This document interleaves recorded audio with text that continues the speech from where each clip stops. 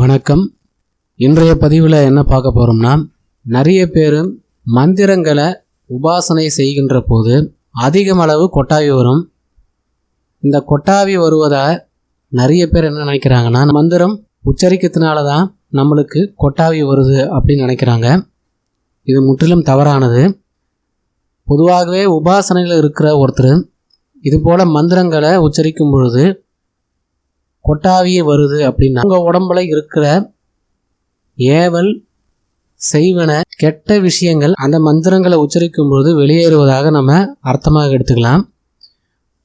அந்த மந்திரங்களுடைய உச்சரிப்பால் உள்ளகிற கெட்ட சக்திகள் தாங்க முடியாமல் உடல் இயக்கத்திலிருந்து அது வெளியேறுவது தான் நாம் கொட்டாவியாக அடிக்கடி விடுறோம்.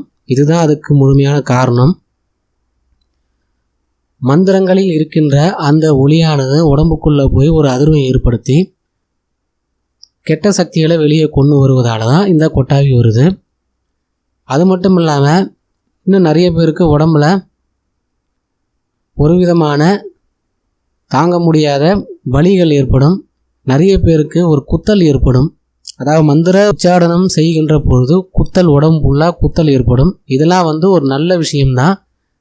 நீங்கள் சொல்ல மந்திரம் நல்லபடியாக வேலை செஞ்சு உள்ளகிற கெட்ட விஷயங்களை வெளியே கொண்டு வருதுன்னு அர்த்தம். இன்னும் சில பேருக்கு இந்த மந்திரங்களை உச்சரிக்கும் பொழுது நிறைய தாங்க முடியாத அளவுக்கு தலைவலி ஏற்படும். அப்படி தலைவலி ஏற்படுதுன்னா நீங்கள் சொல்கிற மந்திரத்தில் பிழைகள் இருக்கத்தான் அர்த்தம். மந்திரங்களில் இருக்கிற பிழையால் தான் இந்த தலைவலி ஏற்படுது. அதனால் நீங்கள் சொல்கிற மந்திரத்தை நிறுத்திடுங்க. ஏன்னா தொடர்ந்து நீங்கள் அதே மாதிரி சொன்னீங்கன்னா உடல் பாதிப்பு தான் ஏற்படும். அதனால் நீங்கள் சொல்லக்கூடிய மந்திரம் தப்பாக இருக்குதுன்னு அர்த்தம். அந்த மந்திரத்தை நீங்கள் நிப்பாட்டிட்டு சரியான மந்திரத்தை தேர்ந்தெடுத்து நீங்கள் மந்திர உச்சாரணம் செஞ்சிங்கன்னா இந்த மாதிரி பிரச்சனைகள் வராது. ஆக மொத்தம் மந்திரங்களை உச்சரிக்கும் பொழுது கொட்டாவி வருவது ஒரு நல்ல விஷயம்தான்.